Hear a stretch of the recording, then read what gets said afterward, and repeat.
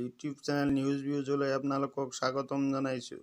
News ভিউজত আপোনালোকে চাই আছে খন্তেকৰ বাতৰি।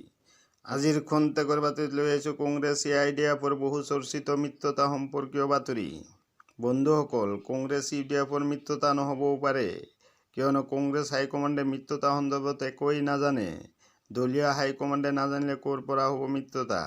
কংগ্ৰেছ ইউডিএফৰ মহাজোটবন্ধনে আনুষ্ঠানিকতা পোৱাৰ পূৰ্বে এই মহাবিস্ফোৰণ কৰিলে কংগ্ৰেছী বিধায়ক ডাক্তৰ মতিউৰ ৰহমান মণ্ডল। মিত্ৰতা সন্দৰ্ভত মুখ খুলি কংগ্ৰেছী বিধায়ক মতিউৰ ৰহমান মণ্ডলে কয়, এআইইউডিএফ দল বদৰুদ্দিন আজমলৰ নিৰ্দেশত চলা দল।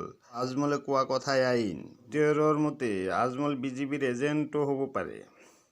ইয়াৰ ব্যাখ্যা দিবলৈ গৈ বিধায়ক মতিউৰে 2016ত আজমলে কৰা ৰাজনীতিৰ কথা উনুকিয়ালে এইদৰে।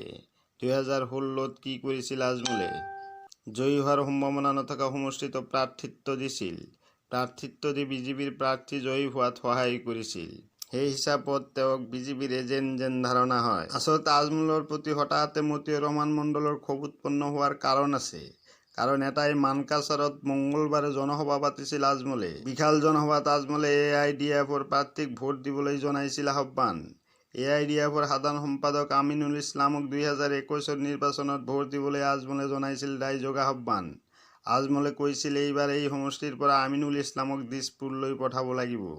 ৰাইজ, আপোনালোকে আমিনুলক ভোট দিব। আমিনুল দিছপুৰলৈ গ'লে আমি আমিনুলক মন্ত্ৰী বনাম। এইবাৰ সকলো বাদ দি আপোনালোকে আমিনুলক ভোট দিব। আজমলৰ এই আহ্বানত ক্ষুব্ধ এতিয়া দক্ষিণ শালমাৰাৰ কংগ্ৰেছী বিধায়ক মতিউৰ ৰহমান মণ্ডল। মণ্ডলে ক'লে, মিত্ৰতাই হোৱা নাই চূড়ান্ত। তাৰ পূৰ্বে আজমলে কি যুক্তিত বিচাৰিছে সমষ্টি? চিটিং বিধায়কে কিয় এৰি দিব ইউডিএফক সমষ্টি? দক্ষিণ শালমাৰা সমষ্টি 25 বছৰৰ পিছত কংগ্ৰেছৰ দখললৈ আহিছে। মই বিধায়ক হিচাপে জয়ী হৈ আহিছোঁ। এতিয়া মিত্ৰতা হ'ব বুলিয়েই কংগ্ৰেছে এই চিট এৰি দিব নেকি? মিত্ৰতাৰ প্ৰাৰম্ভিক ধৰ্মকে পালন কৰা নাই হেনো ইউডিএফৰ মুৰব্বী আজমলে। এই ক্ষেত্ৰত দলীয় হাইকমাণ্ডে চূড়ান্ত সিদ্ধান্ত ল'ব বুলি আশাবাদী মতিউৰ ৰহমান মণ্ডল।